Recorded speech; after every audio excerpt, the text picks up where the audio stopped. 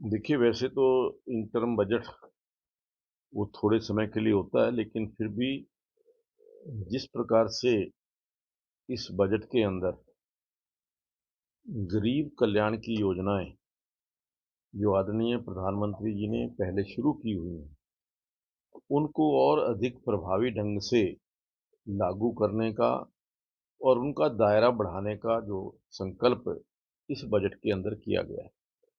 जैसे housing for all, लगभग 2 करोड़ से 3 करोड़ जो मकान हैं, गरीब आदमियों को बना करके देने का संकल्प इस जो बजट के अंदर किया गया है।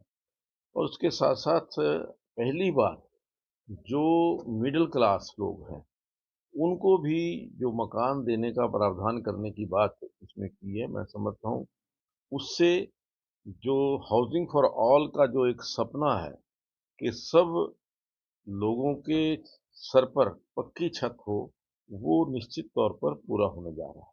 टूरिज्म को बढ़ावा देने के लिए सर कई चीजें की गई हैं। साथ ही 40,000 नॉर्मल डिब्बे जो हैं वो वंदे भारत के साथ हो गए। हाँ, रेलवे बिल्कुल। कॉरिडोर बनाने की बात की गई। देखिए, मैं समझता हूँ कि इस बजट के अंदर जो इंफ्रास्ट्रक्चर है, इंफ्रास्ट्रक्चर को बढ़ाने के ऊपर मेन फोकस किया गया है।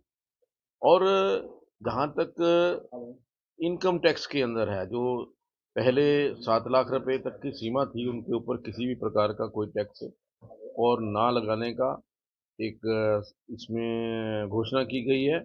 और उसके साथ-साथ एक बड़ी राहत जो मैं कहूँगा व्यापारियों के लिए, इनकम टैक्स पेयी के लिए, कि अगर आप रिफंड अप्लाई करते हैं, रिफंड जो है विदिन 10 डेज़ आपके अकाउंट के अंदर अपने आप हो जाएगा। पहले कई सालों-साल लग जाते थे रिफंड के लिए, लेकिन जब से आदरणीय निर्मला सीतारमण जी वित्त मंत्री बनी हैं, तब से ये जो रिफंड की प्रक्रिया है, बहुत जल्दी रिफंड जो है आ जाता है। लेकिन ये जो 10 दिन की सीमा तय की है, इससे और भी अधिक जो है व्यापारी वर्ग को इसका लाभ मिलेगा। इसके साथ-साथ जो हेल्थ केयर के ऊपर भी, और जो ड्रोन दीदी हैं, जो फसलों के ऊपर छिड़काव के लिए ड्रोन, नई एक योजना आई है कि हर गाँव के अंदर जो एक ड्रोन जो है वो सेल्फ हेल्प ग्रुप की जो दीदियाँ हैं उनको दिया जाएगा।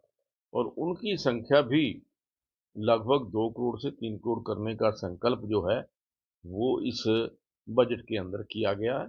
और मैं समझता हूँ कि ये बजट जो सबसे गरीब व्यक्ति है, जो सबसे अंतिम छोर पर खड़ा हुआ व्यक्ति है, उस व्यक्ति को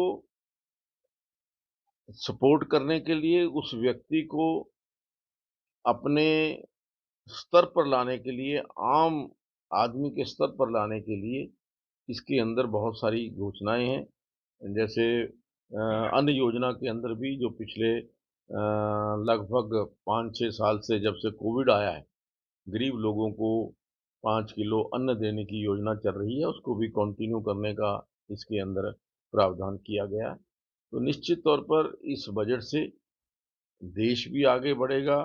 और देश जो पहले इंफ्रास्ट्रक्चर जो बना है, वो इंफ्रास्ट्रक्चर और इंक्रीज़ होगा, जिससे देश प्रगति करेगा। वित्त मंत्री ने कहा था कि 4 करोड़ किसानों को पीएम फसल बीमा योजना का लाभ दिया जा रहा है और 11.8 करोड़ लोगों को आर्थिक मदद से मिलती है। किसानों के लिए भी। हाँ, नहीं, देखिए, बिल्कुल, ये तो किसान कल्याणकारी बजट, किसान के लिए जो पहले योजना प्रधानमंत्री फसल बीमा योजना, उसका लाभ बहुत सारे किसान पहले ही उठा रहे हैं। और अधिक संख्या के अंदर किसान इस योजना के साथ जुड़ें, इस प्रकार का प्रयास केंद्र सरकार की ओर से भी किया जा रहा है, और प्रदेश सरकारें भी इसके ऊपर फोकस कर रही हैं कि किसान जो हैं, वो ज़्यादा से ज़्यादा अपनी फसल का बीमा कराएँ, ताकि किसी नुकसान की स्थिति के अंदर, चाहे वो ओलावृष्टि है या प्राकृतिक कोई आपदा आती है, उनकी फसल का जो पैसा है उनको मिल सके। ये इस प्रकार की योजना जो प्रधानमंत्री फसल बीमा योजना है, उसका दायरा बढ़ाने का जो काम है, वो इसके अंदर किया गया है। एक महिलाओं को लेकर कहा सर की संसद में आरक्षण देने के लिए कानून लेकर आए हैं। एक 3 तलाक कानून को गैर कानूनी घोषित किया गया, इसकी बढ़ाई।